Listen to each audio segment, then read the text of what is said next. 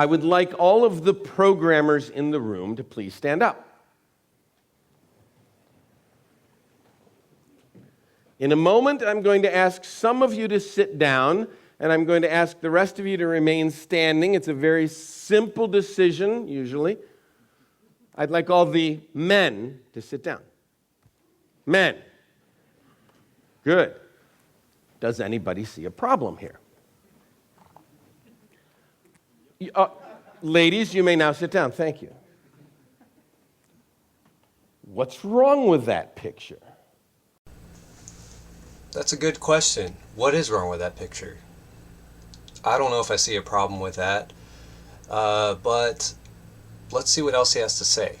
But my first thought is lack of interest. Why is it that our industry is so incredibly male-dominated? Now, this did not used to be the case. Back in the earliest days of software, women were roughly half the programmers that were there. Not quite, but almost half.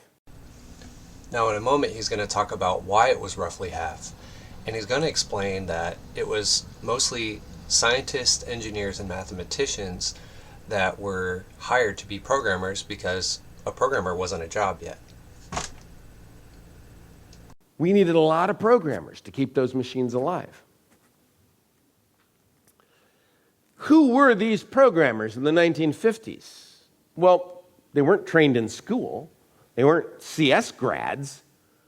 They were engineers and mathematicians and scientists that were drawn from the industries they had been working on. And they were old. They weren't young. They were in their 30s and 40s and maybe their 50s. They were people who were mature. They understood projects. They understood schedules. They didn't need a lot of management. They were people who'd been around the block a lot. They were people that their companies trusted. Now he makes a point that these people were all very mature. They had been in the industry for a long time, and they all had experience. Probably a lot of those women, or a lot of those people were women. So it's understandable how a lot of these original programmers ended up being women. From 1945 to 1965, 20 years, there's perhaps 100,000 programmers in the world, maybe 200,000 or 300,000. Where did all these people come from? They didn't graduate from school. Well, they might have, but they didn't graduate with a computer degree. There were no computer degrees. There weren't enough. There weren't enough engineers, scientists, and mathematicians. There weren't any computer science grads. So companies had to draw the programmers from the best and brightest in whatever field they could get them from. Accountants, planners, clerks, anybody with a technical bent. Anybody who might think in that funny way that programmers think. And if the company trusted them enough, they would be brought in as programmers. They would be moved from their current job to a programming job. If you think about the point he makes here, you'll see that all of these people, he hits on another point again, that they're all older, they're all mature, they're all experienced, they're all successful, and they all have this maturity to them. They all have this drive to accomplish things, and these are all people that their businesses trusted. And so when you need computer programmers and you don't have any more scientists, mathematicians, and engineers, you have to look elsewhere for these professional-minded people. So he's driving back in the point that these are all professionals who have a lot of discipline.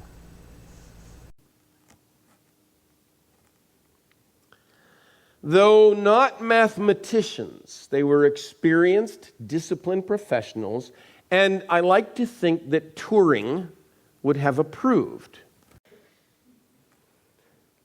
By 1970, tens of thousands of new computer science and EE grads were starting to come out of the schools. There were now computer science courses that you could take in college. And the perception in the industry was, the perception amongst the students was, this was the career. If you could get into computers, you were going to do well. And they were right, of course. That was a great career decision to make. Tens of thousands of CS and EE grads, they all had something in common. We were all young, and we were almost all male. Now, I'm a bad guy for not researching even more articles, but this is just a quick snapshot from a college research document, I guess, of how women in the 50s how the working conditions were. And if you read through this, I'll leave a link for you, you'll pretty much see that women were sort of discouraged from doing this kind of work, which is why you ended up with a lot less women graduating with these computer degrees. And like I said, you can read through this, but basically all this is saying is that the society treated women very unfairly in this time, so it's no surprise that a lot more men ended up getting into these computer science degrees. We did have women programmers, but the majority, the vast majority, were men, or boys, I should say. This is the curve that has become somewhat famous lately, of women in scientific fields. All of these curves are women in scientific fields. This is the curve of women in computer science. Something strange is going on there. I don't know exactly what it is. And you can see there's this kind of weird peak in 1985. Now, this is the part of the video where the conversation kind of drops off about women in programming. And he actually never even gets to 1985, although he does talk about the peak in 1985 of women programmers. He does explain that between 1950s and 1985, you'll still see more men, young men, ending up in programming, while the previous generation of programmers, the scientists, the engineers, and the accountants and the people that were professionals all kind of ended up retiring as these younger men took over the computer science industry. So you had all of these young people who lacked discipline, and you didn't have really any more of those older disciplined people, especially a lot more women and things like that. So this is the part of the video where I'm going to start talking about the conversation that I had with my friend about why we don't have women in computer programming. And it was all based on this spark of conversation from this video. And we started off with basically the fact that we both agreed that there's a lack of interest. Women don't really seem to want to get into computer programming for many reasons. I think that one of the main reasons is probably, if you look at the demographic of computer scientists, it's still very much young men, and it's actually a lot of young white men. You don't have as many minorities. Of course, that sort of makes sense because that's just how the people are divided up into percentages. But why don't women have the interest in computer programming? Now, I would not say that it's a lack of opportunity because, and I have proof of this from my personal experience here going to college in Florida. I'll even go back to high school. In high school, it doesn't matter what gender you are, if you're a minority, anything. You get to pick what classes you want to take, and you get to choose your career. So perhaps there's a lack of incentive in high school for women to join a computer science program, or maybe they're just more interested in other things. But once you get to the college level, you start seeing things like financial aid, which I was in the process of trying to get financial aid in 2015 when I started college. I was 26 years old, and when I was looking for grants, I couldn't even get the Pell Grant. And I always heard everybody gets the Pell Grant, so why can't I get it? Well, I think it was because I fell into a specific income bracket and I wasn't able to qualify. But as I was looking through additional grants in Florida from official Florida grant websites, I saw grant after grant of if you're a minority going into a STEM field, if you're a woman going into a STEM field, you get these grants. They're just yours. There's incentive for women and minorities to go into computer science.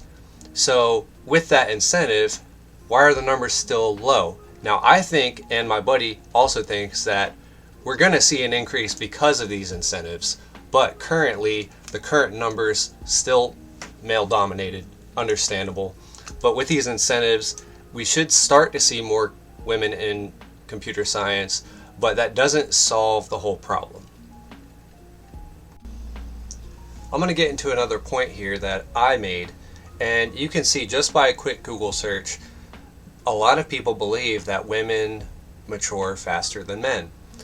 I personally also believe that. I think it's probably because women are childbearing. Security is a lot more important to women than men. Those are just my opinions. I'm also of the belief that God created men and women to be a certain way, and perhaps women are just more mature because that's the way that they were created. But I'm going to digress and say that women, if that's the case, if women mature faster, then it would make sense for a woman to pursue a degree that appears to be more professional than computer science. Maybe computer science just doesn't look as professional, and that's when I'm going to get into my next point, which is the stereotypical computer programmer. So let's get into this stereotypical programmer idea. If I look up programmer on Google, of course, again, I'm using big bad Google because it collects all of our data, knows a lot about us. So I'm just going to use Google to do this search. Now let me type in stereotypical programmer. Okay, we got a white male, white male, white male, white male, Indian guy, Indian kid, white male, white male, white male, white male. Anyways, we could go on and on and on. Mostly young white males, older white males, Asians, and so on. You don't see a whole lot of women here in this. Here we have a black girl, and we're seeing more black women in computer programming. I actually follow a YouTuber who's a black woman programmer, and she talks about the things that she goes through and whatnot. Now we have a lot more kids getting into computer programming, which is nice. I always love that. But you could see here that most of this stereotypical computer programmer pictures that you see are white males, young white males, and you can see that there's this sort of vision, sort of this image of what a stereotypical programmer looks like, and it doesn't just include the fact that it's a male. Sometimes it's just like a slobby looking guy, or like a really, really cheesy, nerdy looking guy. And these are all guys that can be sort of women, and this is again my opinion, women might sort of stray away from these kinds of guys, right? They don't like them. And my buddy actually had a really good point. And let me just type in programmer guy. Yeah, again, you know, I'm bias search here, programmer guy. But yeah, things that I've seen, guys who are really nerdy, really love video games, really love cats, kind of immature, like to crack jokes, and even if you look for programming jobs out there, you'll see that a lot of programming jobs offer some what people would consider unprofessional-ish environments. You'll see like this computer programming job comes with a game room and so on and whatnot. Women don't probably view that as a very professional environment to work in. So it's kind of falls into maybe women are straying away from computer programming because they can't find a common ground to work on. They don't want to just be around a bunch of dudes who are goofing off, a bunch of goofballs. They want to be in a professional environment so that they can have security and build their career and make more money. And I guess that's kind of the point I'm trying to make with this stereotype thing. I don't know if it's a huge determining factor, but I would say that it probably has a lot to do with it. So now I'm going to get into my final point here, and this is kind of where I think we could make a significant change had this particular thing happens. If this particular thing happens. And I'll start with a question. What if computer programming appeared to be a more professional career? When you have the stereotypes, you get, it's just what you think of when you think of a computer programmer. So what if women saw computer programmers as really like a scientist? You know, you look at it like a scientist instead of just some programmer guy with a cat and sits in his basement, right? I think that would be a lot more appealing to women. So we get into this idea of representation. Do we have enough representation in computer programming for women that women can look up to and aspire to be? I don't know if a lot of those are around anymore. Back when we were trying to launch rockets to the moon, we had a famous woman programmer who programmed all the things that happened for the rocket to get to the moon. So that was a famous programmer. But in this case, now in these days, we don't really have that anymore. We don't have any women who are really, I guess, famous, you can say, who want to represent the female programmers in the current economy. So how do we fix that problem? One of the ideas that we talked about when I talked about it with my buddy is that what if there was and this was in the video as well, what if there was some sort of union or body of programmers that took an oath to program a certain way, to have discipline, to be professional, and to sort of make programming look better, look more appealing, and be something that they'd want to get into so that they could eventually get into this organization or this union so that they could find jobs easier, things like that. But then you have the issue again of representation. Who are the leaders of this organization?